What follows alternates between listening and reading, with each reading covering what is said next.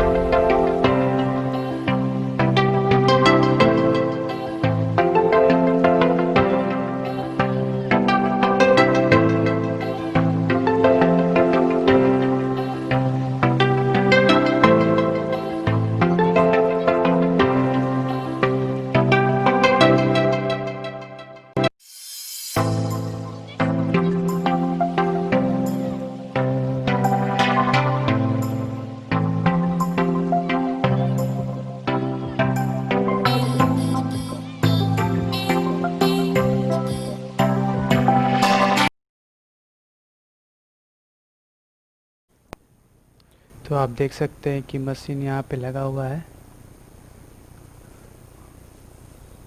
और नीचे यहाँ पे 2 LED लाइट्स लगी हुई है। और ऊपर भी 2 एलईडी लाइट्स लगी हुई है। तो चलिए मैं इस मशीन को ऑन कर देता हूँ।